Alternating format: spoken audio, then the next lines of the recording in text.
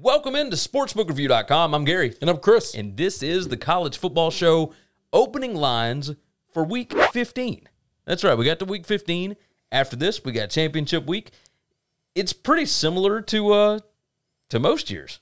Like it's a different timeline. It's been a little weird. It's been insanely weird.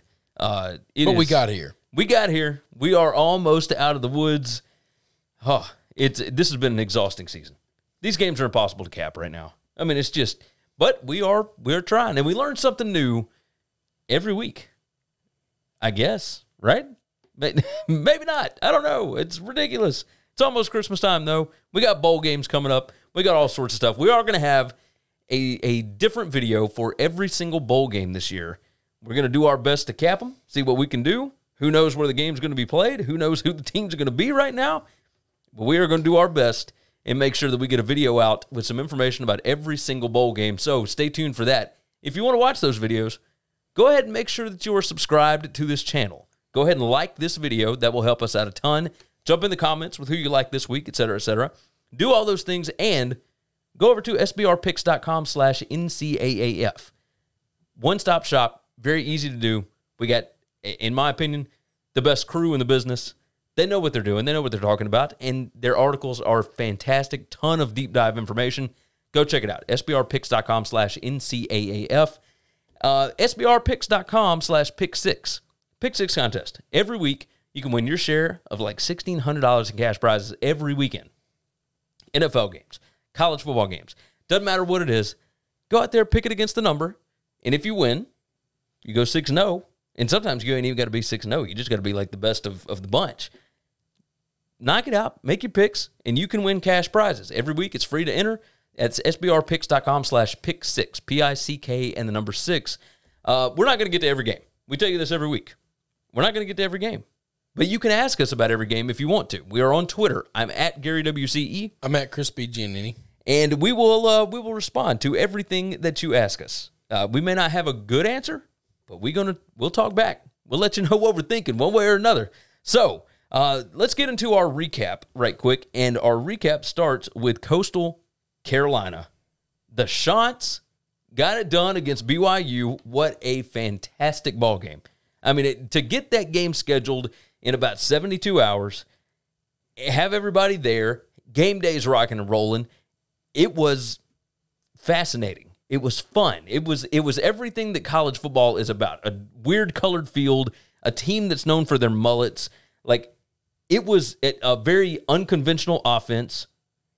It was fun.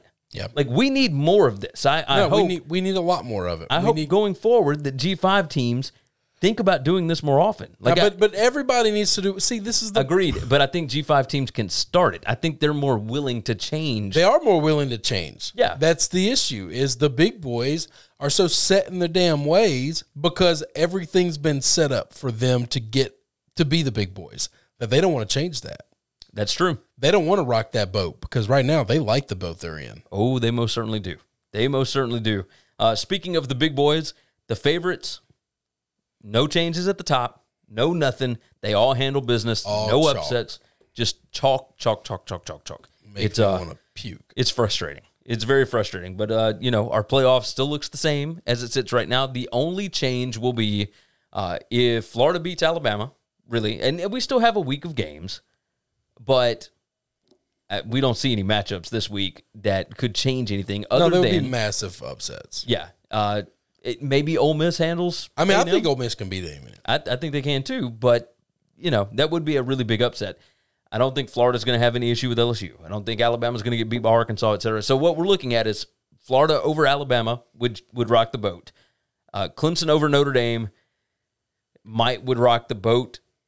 Maybe Notre Dame over Clemson, of course, knocks Clemson out. Yeah, and that's what we're looking at. So I don't think Ohio State is going to have any issue with Michigan this week, and if that game doesn't get played, I think they'll probably change the rules. They'll figure something out. They'll get Ohio State into the Big Ten championship game, and I don't think they'll have too many problems with Northwestern.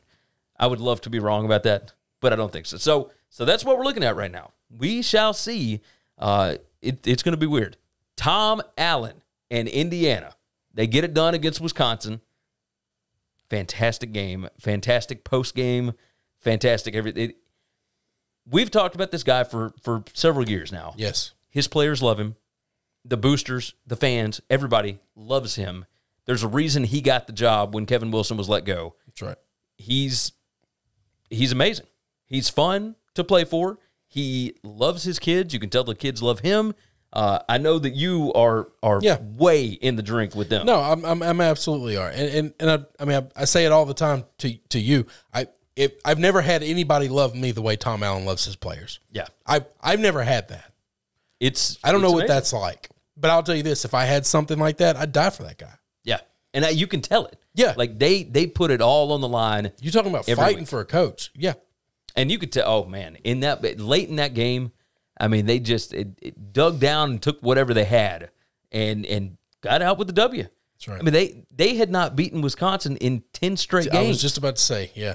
So you get the win over Michigan, first time in forever. Get the win over Penn State, first time in forever. You almost get the Ohio State monkey off your back, and then you get Wisconsin. Yeah. You're taking down big boys. Ooh. And I know it's a down year for Michigan. I know it's a down year for Penn State, but we didn't know it at the time. Yeah. So James Franklin capitalized off of this at Vanderbilt. I mean, there's a reason he's at Penn State now. It's because he caught Georgia, Florida, and Tennessee in a down year. That's right. That was 2013. That's right. They were all in shambles. They were all chasing their tails. They were all fighting boosters and all kinds of problems. And he stepped up, rose up, played above their head, and had a lottery ticket, and he cashed it in. He most certainly did. Now, I don't know that Tom Allen wants to cash any tickets. I think he loves Bloomington, but this is an incredible story, and we are loving the Indiana Hoosiers right now. Last note, South Carolina has hired Shane Beamer, who is the assistant head coach for offense, the tight ends coach, and special teams coordinator for Oklahoma, and he will be the new head Gamecock over in Columbia. I'm a little confused by it, but this reeks of the kind of hire that makes no sense on the surface, and then 3 years down the line, he could be really, really good. So, I mean, he's just been around college football or football in general for a long time. He's been in his SEC. entire life. Yeah, he was an assistant at Tennessee, at South Carolina, at Georgia, at Oklahoma now, of course. Yep. Like, he coached with his dad at Virginia Tech for a little while. He's only 43 years old. You know, I will admit, I've never heard the guy talk one time. Now, that doesn't necessarily matter. That doesn't mean anything. But I find it amazing nowadays when a guy gets an SEC job and I have never even heard them in an interview. You know? Like, typically you've got some bigger name guys, or at least guys that have been around the league for a long time that have talked to the media. I think we're done with retreads. I think we are too. Everyone wants to take a shot at one of these younger guys over going with especially if you're not pulling an Urban Meyer. Yeah. All right. So who you getting? This is the conversation I tell to all my Auburn friends all the time. You always want to fire a guy. Who you going to replace him with? We are at that point where you're going to just have to pull a name out of a hat. Yeah. Kinda. You got to take a shot with a young guy, and if it works, it works. If it don't, you'll know in 3 years you bounce him and you try another young guy. Are you It's exactly how I would treat running backs and quarterbacks in the NFL. Be like, oh, you're done with your rookie deal? Going to get another one. Hit the bricks. All right, let's get out of this. Let's move on to the games for the week. We got several, so we're going to go ahead and roll through. Obviously, some of them we will spend more time on than others. We'll move to Thursday night. One we wanted to talk about, Pittsburgh and Georgia Tech. Pitt, a 6.5 point favorite at opening. It's still sitting at 6.5 as of right now. 53.5 is the total on that. Georgia Tech, they were still fighting in that NC State game. Now that we're in this week, the whole capping thing changes because you're having to cap motivation. Yep. Is Georgia Tech still fighting for Jeff Collins? I think so. I think they are too. But so now we got to figure out, is Pitt still fighting? I think Pitt's still fighting, and I think Pitt's a lot better. So if they're both fighting, so you're right. This is the thing you're trying to play psychologist here, because if they're both giving their best, there's no chance. Pitt wipes the floor with them. There's no chance we think Georgia Tech is in this game at all. I don't think so. The fact that this is under a touchdown makes me feel really good about the Panthers. Yeah. And so I would roll that way. The statistical analytics and whatnot project this to be an 11-point line. It's under a touchdown. I feel all right about Pitt. So that's the way that I would roll there. Let's move on to Friday night's games. We got 3 of them that we're going to hit on here. Arizona State, Arizona. Obviously, the battle for, what is it, the Sun State? Is that what Arizona is? Yeah, there's Sun State. Yeah, so... Sunshine State. That's it. The Sunshine State, excuse me. Herm Edwards, Kevin Sumlin. Like, Kevin Sumlin, if anybody was going to get fired, I feel like it would be this guy. Arizona has done nothing since he got there. He's been there for 3 seasons now, and I know this is a weird year, but man, this team is so bad. Arizona State opened up an 8.5-point favorite. 54.5 is the total. That thing has ballooned out to 10. And by the time you guys watch this, it might be even more than that. I mean, I like Jaden Daniels. I like what Arizona State is doing. They lost to UCLA. They lost to USC. They had the COVID stuff going on in the middle of that. They're itching for a win. I think they get it. I think they get it in a big way here. I think 10 is not enough. The analytical stuff says Arizona State minus 15.3. Yep. So that makes a lot more sense. Yeah. Moving on from there, we're going to stay in the Pac-12. Utah and Colorado. Colorado, a 2.5-point favorite, total of 51.5. That has gone down to 1 after just a few hours of the line being open. It's 9:30 p.m. Eastern time on FS1. I like Colorado a lot this year. Utah has not impressed me overly. I know that Utah plays big boy football. Colorado has not had to do a lot of that, so that kind of worries me a bit. But Carl Durrell and what they are doing with the Buffaloes are just, they find ways to win games. Yep. And it's been really impressive. They can win games 48-43 or whatever it was early on, or they win games like 20-10 over San Diego State. San Diego State plays similarly to what Utah does as far as wanting to run the football down your throat and whatever, but San Diego State is not as good as Utah. So this is, it's a stay away for me. If I had to lean a certain way, I would continue rolling with Colorado. Yeah, I like Colorado, but I like this team. I like what they're doing. I have no idea how you put a coaching staff together the way he did in the time that he did. We think back that you said you thought he was hired around April. I thought it was around May, but either way, the whole country was shut down. This guy had to throw a staff together, and he didn't get to meet him. He didn't get to, he's doing everything through Zoom and Skype calls and FaceTime. He didn't meet his team until fall camp. He hadn't met a person on the team, and they play with chemistry. They seem to play together. These are things that you see from a team that's been coached by a guy for a long time. And a veteran team and all that. And they have a good relationship. Yeah. It's just unexpected, but it speaks, I think, to him as a person. Yeah. No, I do agree with that. I do agree with that. I'm going to continue to follow him. These guys seem to follow him. I'll follow him. The projected spread is Colorado minus 1.7. Yeah, so the line, I think the line's right, by the way. I don't think the line should be more than a couple of points one way or the other. A couple of points one way or the other. This is a coin flip game. Yes, I agree with that. So, last game of Friday night. This one is possibly for a spot in the Mountain West title game. Nevada and San Jose State. San Jose State opened a 3.5-point favorite. It's supposed to be in San Jose. It's not going to be played. It's not going to be played in San Jose. I don't know where they're going to play this game. Hopefully, San Jose does not have to go to Nevada, because that would mean that they would play, 4 road games, only 2 home games this year? Yeah, but there are no fans. I don't know that matters. It doesn't, but there's also, something about being comfortable in your spot, right? I disagree. I've been on too many road trips with too many teams, and I think that, those road trips, those guys are way more together than they are when they're at home sleeping in their own apartment. Stanford showed us against Washington last week. It's better to be. I think you can get focus some more. camaraderie. You can get some focus. You can your buddies aren't calling you to hang out. You're only hanging out with your team. You're only focused on the guys you're with. I think there's something to that. This year without home crowds, I don't care about home or away.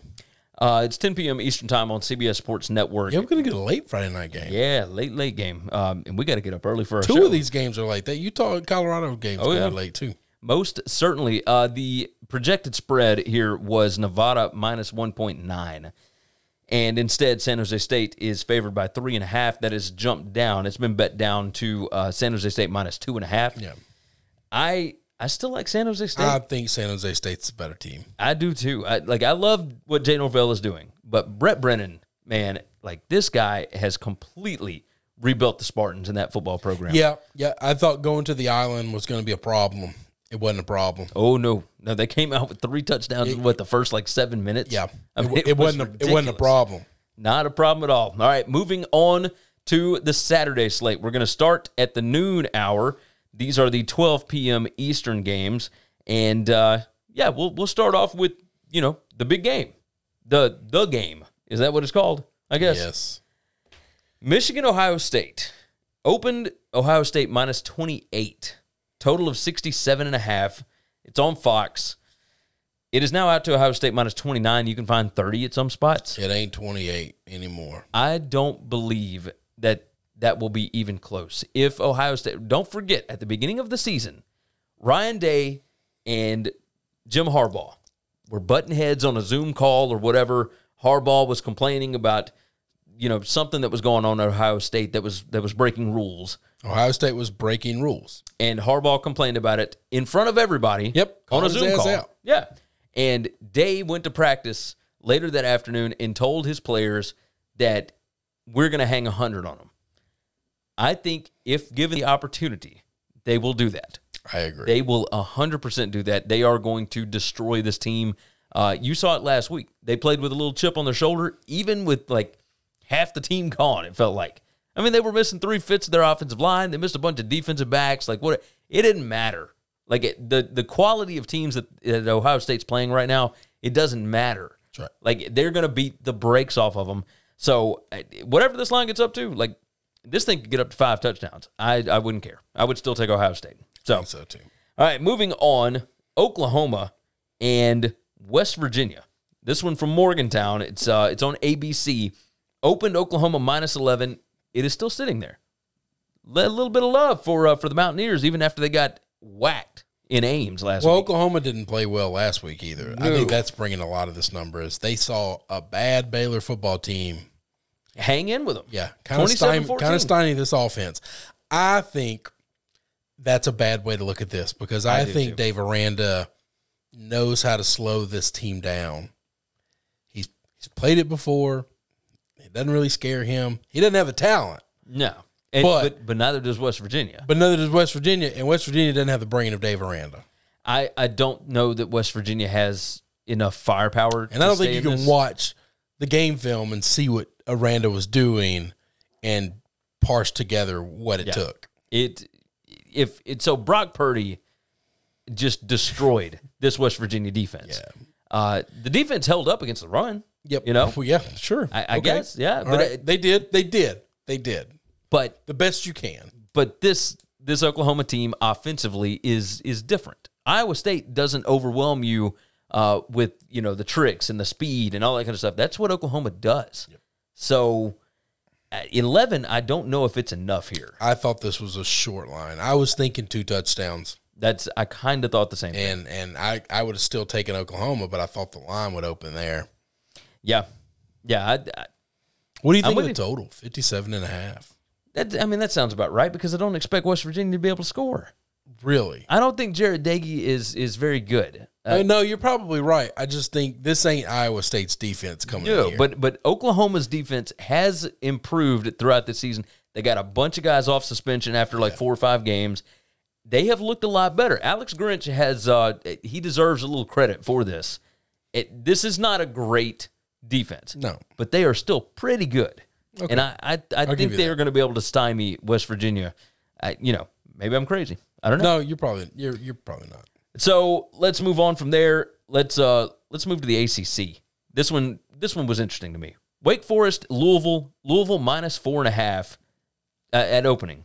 64.5. This is on the ACC network. It is now down to Louisville minus 2.5, and that is the direction that I would go. I was just about to say, I thought 4.5 was too big. Wrong team is favored here. Yeah, I kind of like Clawson a lot. I like Satterfield. Projected spread, by the way. Clawson. Wake Forest minus 1. Okay, that's okay, and that would make more sense. Yeah. Now, it is on the road, whatever that means. But I just think Wake Forest is a better overall football team. They play together. The chemistry seems better. Louisville has impressed somewhat over the last few weeks. Offense is a lot of fun to watch. Oh, God bless America. Could you imagine him at one of these other jobs? Big school. Oh, like at the last big school that he was the coach at was Tennessee, and he was the offensive coordinator the last year that Fulmer was there. Obviously, things went south in a hurry, but he also did not get to run what he wanted to run. I was just about to say, that's Fulmer in the day where we ran the football. Yes. And it was, no, you're not calling that. We don't throw the ball, we run the ball. We're not throwing to all these amazing wide receivers that we have. You are going to run Travis Henry in between the guards. Phil Fulmer is the reason Peyton Manning doesn't have a Heisman. I would agree with that. Yeah. It was not Charles Woodson. It's Philip Fulmer. It's Phil Fulmer. And maybe the fact that he couldn't beat Florida. Yeah, but some of that could be the offense they're running. Spurrier wasn't running that. No, he wasn't. All right. The biggest game of the day, the biggest game of the afternoon, and it may not mean a lot to some people, but it means a whole lot to the guys that are playing in it and the guys that have played in it and the guys that fight for our country, and that is Army-Navy. Army, a 5-point favorite. First time this game has been played at Mitchie Field? Which one is it? I can't remember. I don't know how you say it, but at Army's home. At Army's home stadium. They normally play in a neutral site, but in Baltimore. Yes. Or Philadelphia. Depending on which year. Massive game here, obviously. It's on CBS. Are they going to let the Navy cadets in? Yes. So they're going to that's all I want. Yeah, because if this game was played with no fans, I was not going to be happy. The Rona be damned. We're gonna put the Army. I believe it's half and half. I'm okay with that, but obviously not a whole lot of. I'm okay if it's not full, but I need cadets in the stadium. Yes, from what I've read, that is the case. Now, if you guys in the comments let us know for sure, obviously we'll have more information before Tuesday. 3 p.m. Eastern time on CBS. Army a 5-point favorite here, 42.5 the total. That has risen to Army -6, and I think it's right. Navy cannot score. Yeah, they're struggling to score. At Tulsa held them to 6. They're playing good defense. Memphis held them to 7. Yeah, Memphis defense is garbage. It really is. It's a trash-ass team. You like Army here? The projected spread, by the way, Army -8.5. Yeah, I guess I'd go with Army. I think I would too. I think after Navy beat them last year, Monken was really fired up about it. I think Jeff Monken gets that. You seen the uniforms? Oh yeah. I really like both sides. I really like the Navy helmet. I kind of like Army's more. I like the Army's overall uniform. The rough C's on the helmet. It is cool. I really like the paint job on that. The Unizar in me just wants to root for laundry. I can understand. All right, moving on from there. Coastal Carolina and Troy. Of course, we got to bring up the shots here. Coastal, a 13.5-point favorite. The projected spread is 13.5. Pretty crazy. 51.5 the total. It's 3 p.m. Eastern time on ESPN Plus. It's already up to 14. Yeah, it's up to 14 now. So if I was going to do anything, I'd probably take Troy in this game because that was a massive, massive emotional game. I think we're crazy betting against this team. I mean, I'm with you, but they've not covered the spread one time all year. Yeah, one time.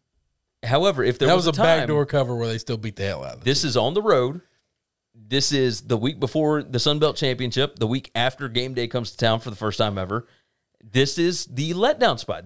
You're right. So the Solid Verbal calls this the letdown look ahead sandwich. Yeah, no, all of that is correct. One Jamie Chadwell does not let down. I don't think he does. Man, we love Coach Chadwell. Good gracious. All right. Moving on from there, North Carolina and Miami. And, this is a pretty fun ball game, I think. I think this is actually a big game. I think this game matters. I thought they were going to cancel this game. For Miami to stay protected as a one-loss team. Miami had lost multiple games so they don't have throughout the season. So they don't have as many, and that's why they canceled Clemson Notre Dame, was so that Miami would have the same number of games as them. They had to get Miami up there. So, it doesn't matter. Now, this game doesn't necessarily matter for the ACC title or anything like that, but it's still a fun ball game. Miami, trying to go out with only one loss on the season. That's a big deal. Big this deal will for be Miami. the first good team they'll have a chance to beat. Yeah. Because they haven't played a good team other than Clemson all year. And first, And they got destroyed by Clemson. The first even halfway decent team that is actually playing like their starters. Yes. You know? I mean, NC State was playing a backup quarterback. Pitt was playing a backup quarterback. Like, now that backup quarterback looks really good a couple of weeks in. Like he's playing his ass off. But they got him the first week he was the starter. Yeah, I think it was like the second week that he was but either way, it's still early on in the process, right? So like he's learning the offense. He's whatever. They have not played a good team all year except for Clemson, and they got boat raced. Yes. So that's what I'm curious about here. The total of 63.5, I don't know if it's enough. The projected spread is Miami minus half a point. I was just about to say, I think this line's too big. I think this is a pick 'em ball game. Yeah, man. it's so it opened at 4, and it's down to 3.5. It is coming down, but it's not going to come down that much. No, total 63.5. I just don't think if it's more high than enough. a field goal, I like UNC. If it's not, I might stay pat. If it gets under a field goal, I might just watch it. It's not a terrible way to look at this thing. Not a terrible way to look at it. All right, moving on to the Big Ten. This is 3:30 p.m. Eastern Time on the Big Ten Network. North Carolina, Miami is the ABC game at the time. I figured that would be the ABC. Big Ten Network has Purdue and Indiana. And, oh, boy, Indiana, of course, we talked about our Tom Allen love and what the Hoosiers are doing. Purdue looks bad right now. This is a bad football team right now. Rondell Moore had a garbage time big play.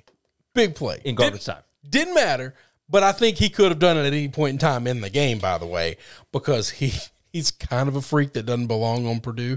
Oh, certainly. This is one of those guys don't fit the mold. But I'm glad he's there. I'm glad guys like him go to other smaller, smart kid schools. Oh, yes. Yes. Without Austin O'Connell, the quarterback, yes, this team is just not good. Jack Plummer is not a very good quarterback. He might want to just follow his namesake. Just get into plumbing. They make a lot of money, man. That was just sorry. I didn't expect the corniness to come out of your side. That feels more like me. Okay. But I can get with you. It's low-hanging fruit. I'm going to take that fruit up. Indiana, a 13-point favorite, that has dropped to 10.5. I don't know why it would. I mean, other than the fact that maybe Indiana can't score as well. But we've only seen Jack Tuttle against Wisconsin. I was just about to say, he can't score. Let's be careful with saying that. Wisconsin's defense is really good still. We still think they are a very good football team. We think Purdue's defense, probably not very great. Are they even in the same hemisphere as Wisconsin? Yeah. No. Wisconsin is in the conversation with Northwestern and Notre Dame as the best defense in the country. I think you're right.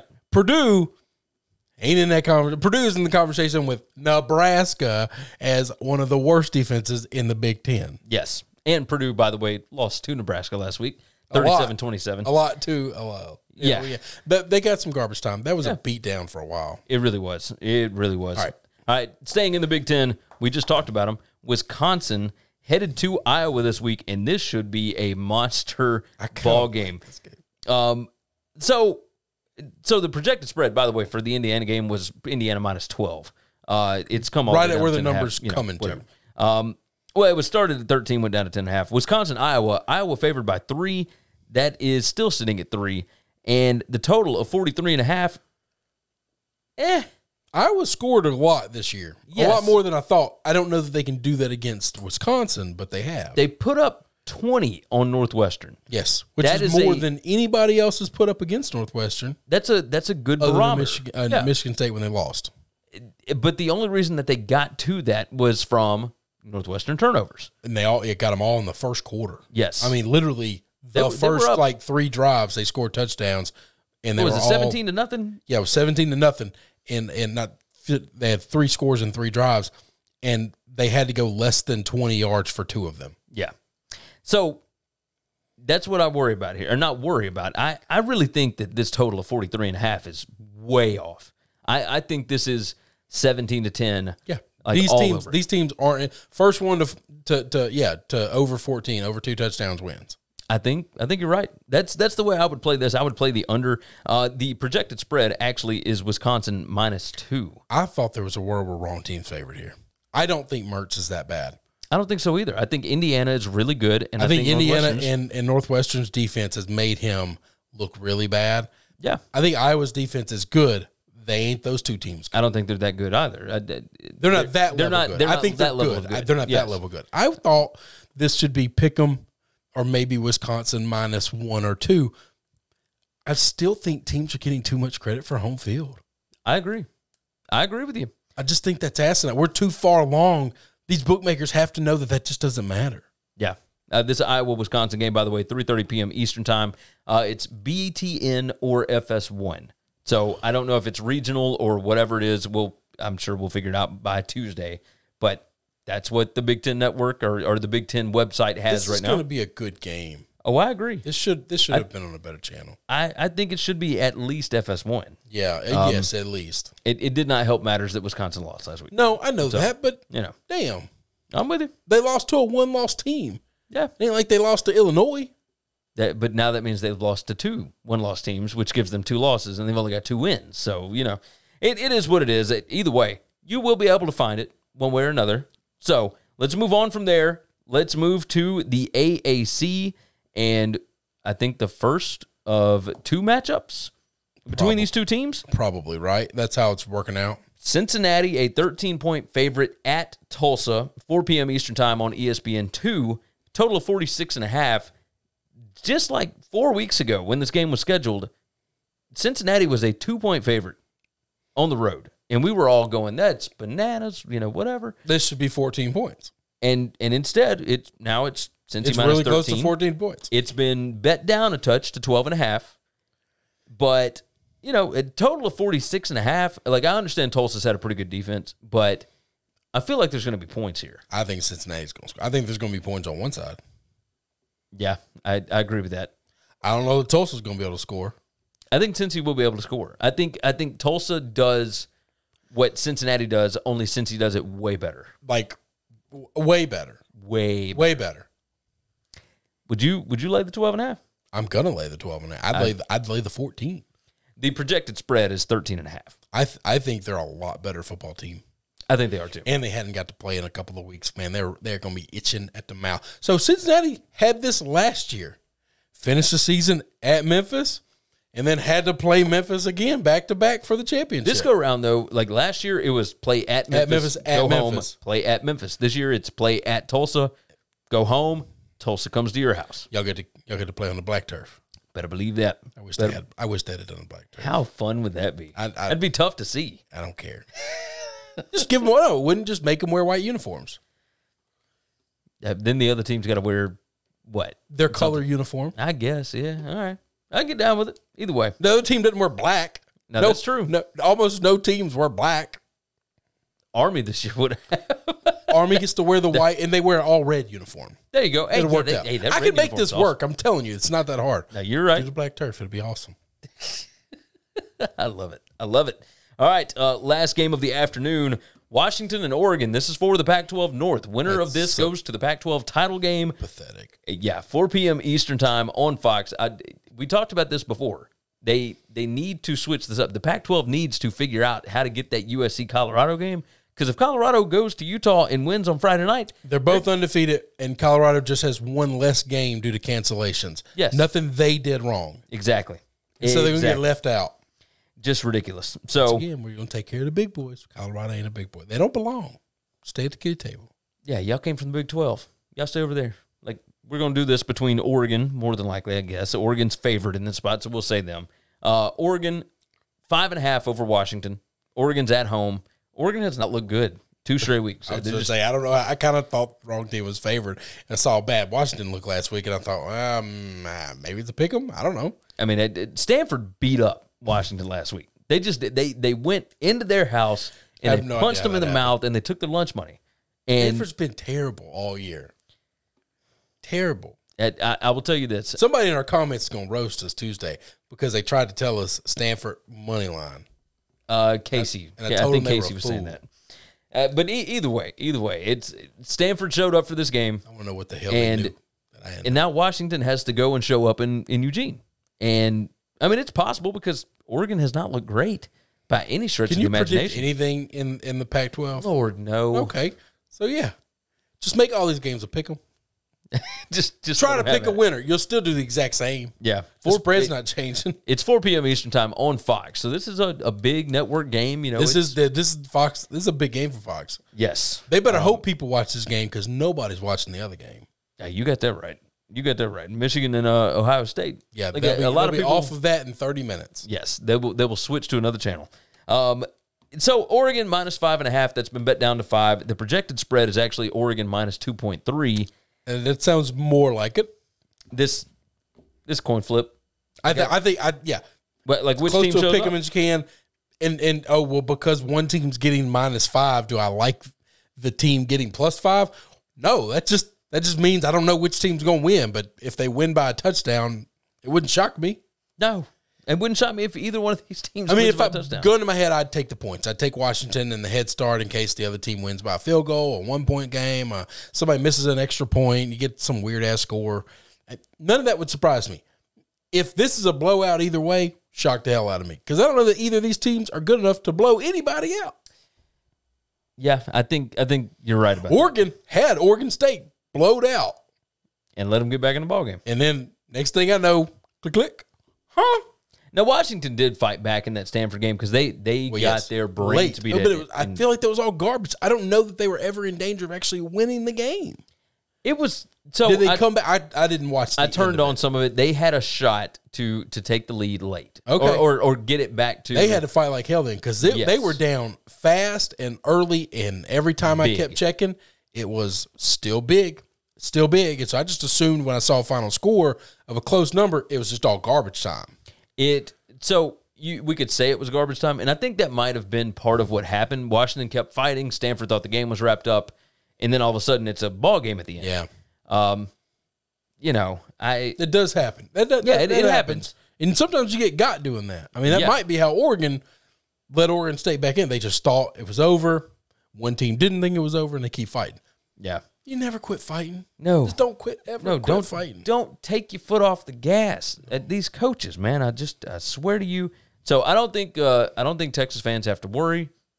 Nobody's going to go hire Mario Cristobal right now. We ain't got to worry about that. So moving on to the evening. Oregon fans. Yeah. Well, I guess Oregon fans too, but I don't know the Texas fans necessarily want him.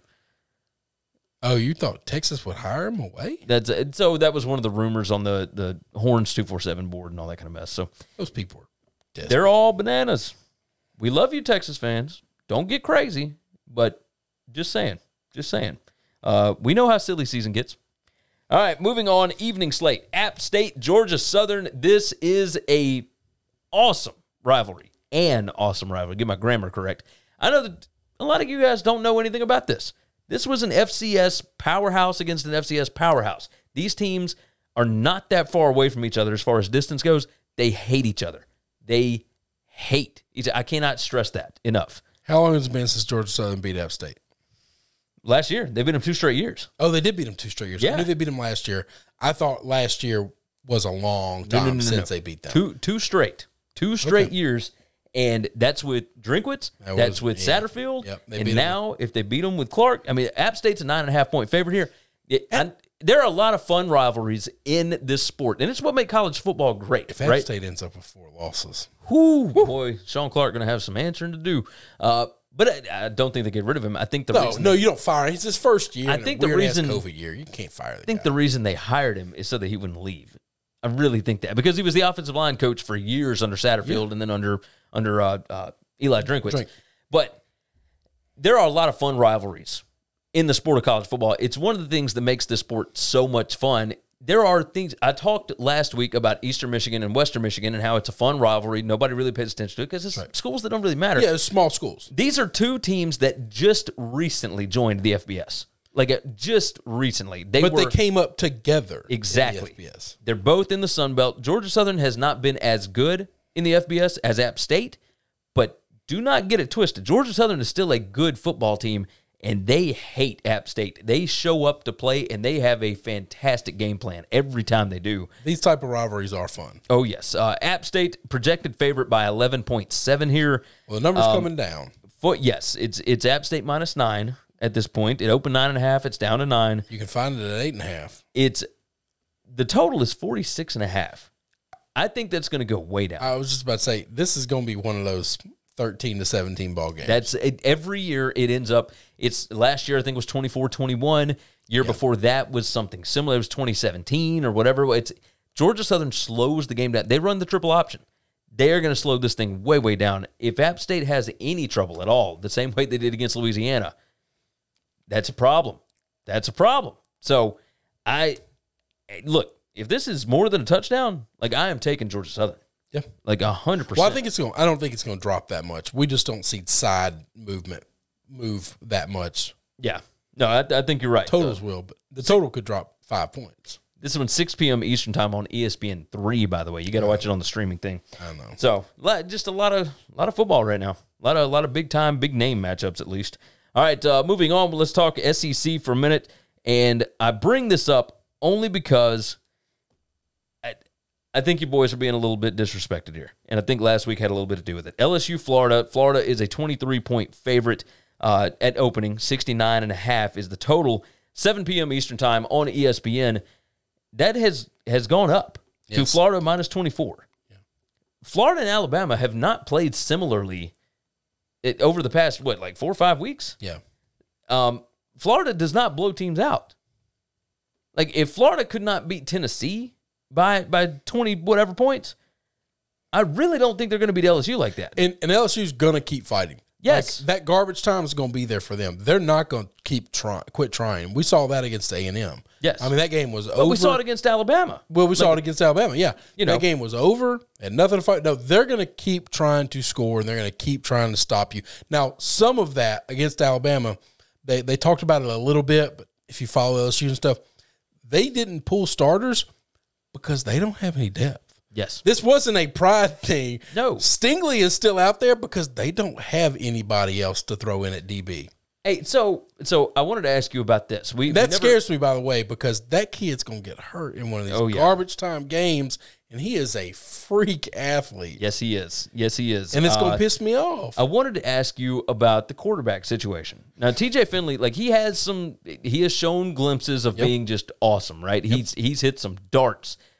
But, man, that offense, I understand it was late, right? I know the game was over, all that, but every time, Gary, they're the same. Every time I've watched Max Johnson, he seems so poised in the pocket. But you only see that for one drive. And then I'm telling you, because he got to start a game after Finley was really bad. And he still started looking like shit, and Finley came in late. But they look like they've been coached by the same person their entire life. What Finley's good at, Johnson's good at. What Finley sucks at, Johnson sucks at. They don't contradict one another at all. So it makes it insanely hard. I used to rail on coaches for, you don't know who your second string person is by week 7, week 8. I would have no idea how to tell you which one of these kids is better than the other one. Yeah, I've watched a lot of both of them over the last several weeks. I don't know. I don't know that the coaching staff does either. And I don't either. They're trying to figure it out. I do like that Finley got the start after he got the ass chewing last week. And I thought, okay, that wasn't Orgeron jumping him and then benching him and just being done with him. He's coaching him up hard because he wants him to be better. And he's giving him an opportunity to play. And he stayed in that game until we pulled starters. Yeah. Max Johnson didn't come in because he was bad. Max Johnson came in when we were waving the white flag and everybody's pulling starters. And the only starters we had still playing were guys that had to because they just don't have enough guys. Projected spread here is Florida -22.5. I still think that's too much. A&M didn't beat us like that. Yeah, this is a nobody's beat us game. like that all year other than you guys and that weird ass game against Mississippi State, that was getting close though. Yeah, Florida doesn't have like the same revenge stuff that Alabama had in mind, right? It's just not the same. For whatever reason, like Alabama was super fired up about that, and I don't think Florida is going through the same stuff. They're like not. It's just not the same deal here. Florida is just looking to get to Atlanta. Win in advance. I've said this for weeks. Win in advance. I bet on them last week simply because Tennessee hadn't scored in the second half, and I thought, well, this game's over with. I'm going to win this game when they had 7 points in the first half, and how the hell they got 14-2 back-to-back touchdowns as the clock is running. In the last 3 minutes, they scored 2 touchdowns. Infuriates me. But anyway, neither here nor there. That's the way it goes. But LSU's going to have that chance too. Would you play the under? I mean, it's 69.5. No, because if our offense gets rolling, that offense rolls. Now, we haven't rolled under either one of these quarterbacks, so, yeah, maybe. I don't know. I don't think the Florida defense is okay. It's so hard to bet against. It's so hard to bet unders with Kyle Trask and what he's doing. Yeah, no, that's true. That is true. That's scary. All right, let's move into the Pac-12. We've only got a few games left here. Let's go ahead and discuss that. Kyle Trask, not Kyle Trask, Clay Helton. Clay Helton needs to continue to win out. We are recording this on Sunday. There is a USC game on right now. Do you have a score on that, by the way? Or do you even have it on? Nope, hang on. I don't have it on, but SBR has it at the top of our sheet. So the line... I got 28-0 in the first quarter. USC? So you remember my Rolo pick? Yeah, that didn't work out the way I thought it would. That's going. So I think it's safe to say that's an L. That's probably an L. But either way, so let's 28-0. Look, I told you they had a lot of COVID guys out, right? Two intercept. Hang on. So I think some of those might be pick sixes. Yeah, I wouldn't doubt that. Let's see your scores. I would not doubt that at all. The line is only open at a couple of spots for this USC-UCLA game at the time that we were recording this. It's the 7:30 Eastern time game on ABC. USC opened a 3-point favorite, total of 62.5. UCLA is showing some life. Like, they got wins, man. Chip has got this thing rolling right now. This is going to be a fun ball game. Like, it hasn't been in the last few years, but I really think I think we might have a real, like, close ball game here. I think this is going to be a fun game, too. I could be wrong. They might be rolling. Slovis has thrown for all 4 of those touchdowns. My gosh, really? As they came out fired up this week, huh? One of them was a 1 yard, but 22, 7, and another one in the 20s. But they drove for them.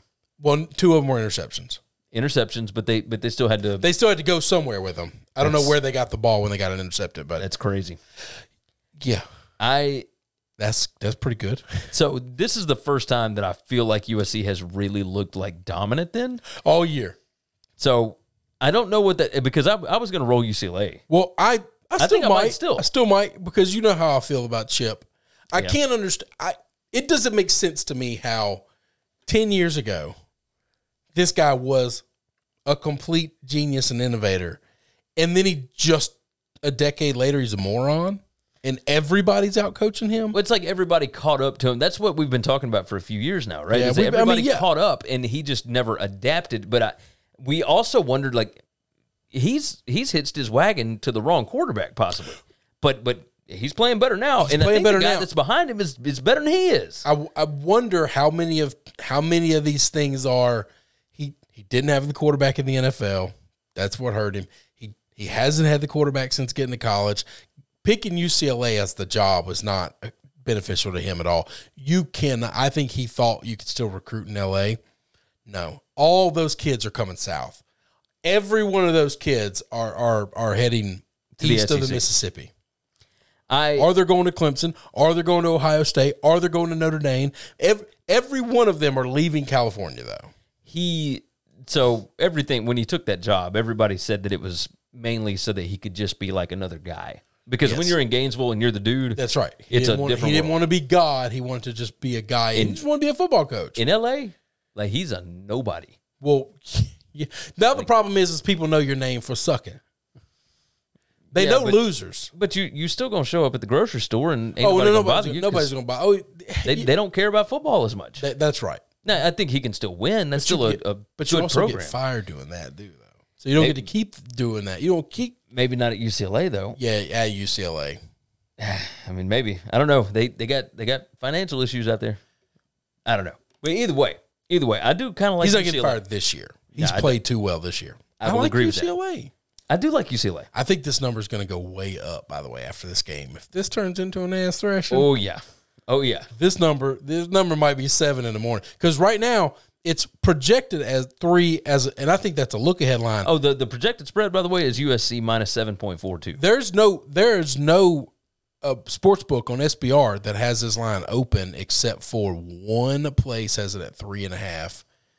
And that's because they're playing right now. They're playing right now. They're going to open the line tonight. So this opening line is a little bogus. Yeah, no, it certainly is. It certainly is. So if you can grab it, if you want UCLA, the way that we're going, just wait a little bit. Yeah, if you like USC, I'd go ahead and get it. Take it now, quickly as you can possibly get it. All right, let's move on. We got 3 more games, and we'll kind of roll through them. Ole Miss, Texas A&M. A&M a 14.5-point favorite at opening. It has risen to 15. I was surprised by that. It's 69.5 the total, which is a lot of points. But I mean, I think we expect that from Ole Miss games, right? 8 p.m. Eastern time. It's on CBS, America's most watched network. Not bad. A big time spot for Ole Miss here. Big time spot. Lane Kiffin is catching eyeballs, and I think some producer said, "We got to get this guy on TV." Yes. Projected spread was A&M minus 13.8. I like Ole Miss here. Like I understand. So there's 2 different ways to look at this. Mississippi State's defense held Ole Miss to only 31 points, right? And we think that A&M's offense is probably better than State's, but they haven't been lately. I'm 100% playing Ole Miss, especially if it's more than 2 touchdowns. I'm wearing the nice SPR shirt that they got us, and I appreciate that. I was gonna wear something else for the show, but that's okay. Well, now, you can't just leave. I got myself a little gear. You got Ole Miss gear from my alma mater where I went to school. I don't know that a lot of people knew that. I did go to college at Ole Miss, and I graduated. Now I went to college at a lot of places. I graduated from there. There you go. I graduated at Ole Miss. There you go. I do like Ole Miss in the spot. I think they're going to be able to score. Look, the A&M defense is good. I'm falling in love with this Lane Kiffin thing, man. It is the most fun I've had watching a football game in my life. It's especially an SEC game, right? Yes. Like, we just don't get this because in the I'm SEC just so used. The only person I've ever had more fun watching an SEC game was Les Miles. Yeah, but it wasn't this kind of fun. It was just quirky, that was weird, just unexpected. Right? Well, it was. He's gonna go the trick plays. He's gonna pull anything out of his hat. You just don't know. It just unpredictability. Yes, but they were always fun, and he was always funny. Lane is very much the same. Very much. It's not trick plays, but his offenses are a lot of fun. Yes, and he is really enjoying himself. Oh, that is an understatement, my friend. He enjoys the hell out of this. Greg Sankey, I'm sure, is so because Mike Slive had the worst time with Lane Kiffin back when he was at Tennessee in 2009. Slive could not stand him, but he's much older. He's different now than what he was. He ain't that much different though. He loves to kind of egg people on. If you aren't following him on Twitter, but hang on now, I don't think I think it's totally opposite. He's not egging anybody on. He is enjoying everything. There were a lot of people putting his name up for Coach of the Year in the SEC, and he's the one that came out and was like, no, sir. One answer, Sam Pittman. What he's done at Arkansas, unbelievable. Like, the old Lane would have done a little dance and did a little victory lap. The new Lane is very much, like he talked about the group chat that all the other coaches for Saban have and things like that. It wasn't just about him. Before, it used to always be about him. Now he's an older guy. He's got kids, and he's got older kids. They were babies. You're just a coach. Yeah. They're just a thing, and you got to pay for them. Now, they're hanging out with you and whatever. It's a different world. It changes who you are, and he's he's funny. Before, I don't think he tried to be funny. I think he tried to be an ass.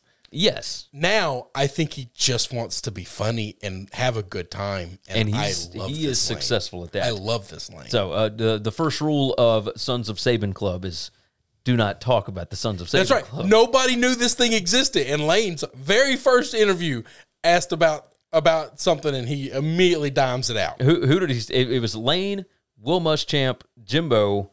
No, Kirby Jimbo Smart. would no. It was Kirby, Lane. It was Kirby, Lane, Will, and Pruitt. Pruitt. Okay.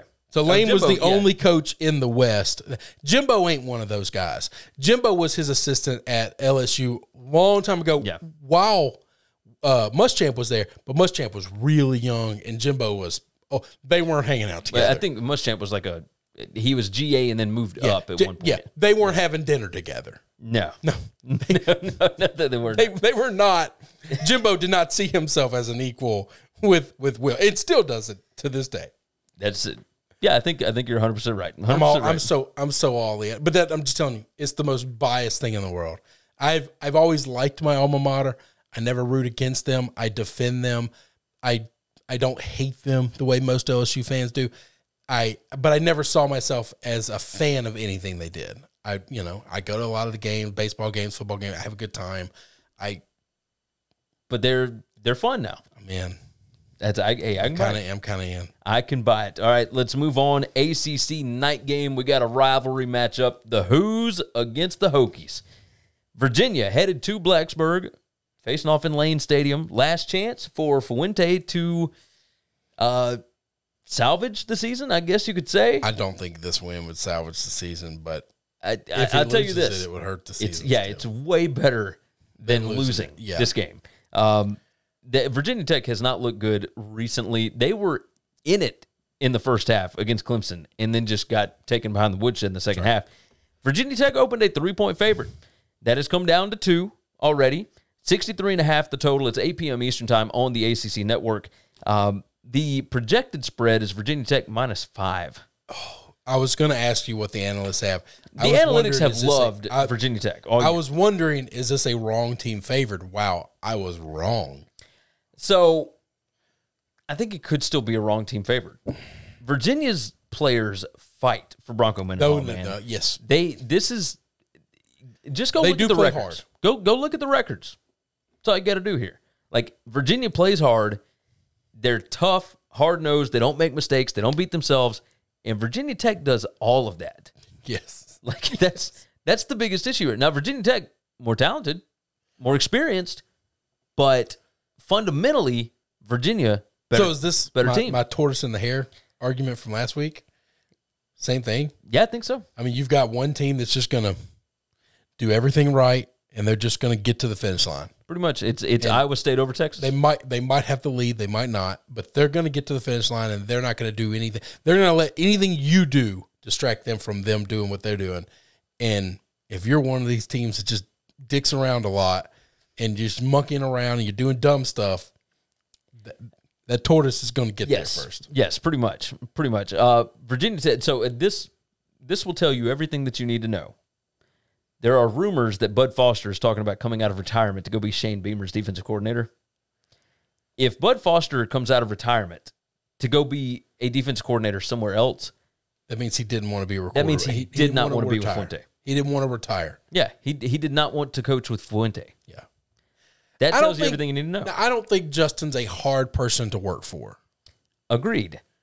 I do think he may not be a fit in Blacksburg, which is crazy to think about because we thought that was a home run. I thought it was a home run. He might just be a great GA coach, a G5 coach. I mean, it's possible. Like, he built up Memphis, but don't forget, he had a fantastic AD for that because, what's the guy's name? Tom. Oh, God. Either way. He died of cancer shortly after that, right? No. He left... He left Memphis. He's doing something else now. Memphis AD that died. You got me. I thought that was him. No, that was not him. You're talking about was it RC? Not RC. What's the guy's name? The guy that was here with Calipari and whatever. Either way, the guy that was the Memphis AD was the AD at San Jose State, and he built up that program with Mike McIntyre as a head coach. And then he built up the Memphis football program, which was garbage forever. Tom Bowden. Who's That's AD it. is Yeah. Up to 2019. Yeah. That's it. He just recently left. He just left. And that had everything to do with the Penny Hardaway hire and all that kind of mess. So. I remember that. I do remember that part. Somebody before Tom died, 2012. Yeah, it was the guy that was the Before Tom. AD before him, and that was the AD when Calipari was there. So, but either way, Fuente, this will be a chance to salvage the season. Obviously, they lost to Virginia for the first time in, 14, 15 years, whatever it was, last year. Yep. Now, that was on the road. Obviously, they've got them in Blacksburg, in Lane Stadium this go-round, and we shall see. I think Virginia is a better coached football team. They've played better to tail off this season. Virginia Tech, I think, probably has better players, but sometimes that ain't everything. So, last game of the night, let's go ahead and round it off since we have hit an hour here. San Diego State and BYU. This is a 10 p.m. Eastern time game on ESPN2. BYU, is this an emotional letdown spot? Because they went on the road last week. They put up a valiant effort and came up 2 yards short in Myrtle Beach. The Cougars disappointed at Myrtle Beach. Doesn't happen often. But for sure, I think BYU is the better team. I don't know that they are 2 touchdowns better than San Diego State. Am I crazy? I love taking a team that I think is really, really good and talented, who's used to beating the hell out of people, coming off a loss. Maybe I love it. And so the projected spread here, by the way, BYU minus 19.5. Yeah, it sounds more like it. That sounds more like it. And so you're not going to talk me off this ledge. It opened 15.5. Zach Wilson is shoving this football up some asses in this game. You bet your bottom dollar on that. It's been bet down to 14.5. That's certainly not because of statistics or whatever, because they think it should be closer to 3 touchdowns. San Diego State is a good team, and they're a good defensive team. Yeah. They ain't played nobody like this. Yeah, I think that's true. 49.5 the total. I figure it'll go over that. Yeah, I think this is going to be one of those situations where BYU is going to score as much as they humanly possibly can. And I do think San Diego State will be able to score some, but it may not be a ton. And who knows? Man, you're kind of talking me into this BYU play. With 3 minutes in the second quarter, it's 35-0. USC, golly. The Trojans making it happen. Rolo, man. What are you doing? He's like, I got nobody on my team, man. You think he's just drunk? No, I think he has nobody playing for him. You got a special bottle of water? Don't touch that. So. It's got my name on it. That must be. That's for when it gets 35-0 early. You just start drinking out of that bottle. Hand me that one. This one's the tequila. That one's the. That's right. Y'all don't drink out of this one. Well, I mean, maybe do. Maybe everybody. Yeah, everybody. Either way, just spread that Corona all around. Do what you do. All right. That's going to wrap it up. Is there anything else we need to hit on? I think that's it, man. We hit a bunch of the games. Yeah, we did. Obviously, don't get to all of them, but we hit a lot. Yes, we didn't get to all of them, and we're going to hit more Tuesday. Oh, yes. There will be more on Tuesday. If we did not hit a game that you want to talk about or whatever, if it's not going to be on Tuesday, we'll let you know. But you can always hit us up on Twitter. I'm at GaryWCE. I'm at Chris B. Giannini. Let's run through the rundown again, sbrpicks.com/NCAAF. Go ahead and make sure that you like this video. It's the little thumbs up button down there. It looks just like this thing here. Go ahead and like the video. Make sure you are subscribed. Hit that bell. That way you'll be notified every single time that we go live. Mondays, Tuesdays, Saturdays, rocking this thing. And like we said, going to have an individual video for every single bowl game. We're going to deep dive all of them. It's going to be a good time. Not as many bowls this year, but still enough to fill your holiday season. So that's the way it goes. Make sure you comment below. Let us know what games you think you have an edge in. We would love the help because I got to tell you, my picks lately, they leave a lot to be desired. We'll say that. Bringing you down to the mud. It's just awful. All right. The knees. Also, Pick 6 contest this week, sbrpicks.com/pick6. That's PICK and the number 6. Go and check it out. Sign up for free. You win your share of $1,600 in cash prizes, man. Not too shabby. With that said, I think it's time for us to get out of here, right? All right, for sportsbookreview.com, I'm Gary. And I'm Chris. We will see you all again on Tuesday.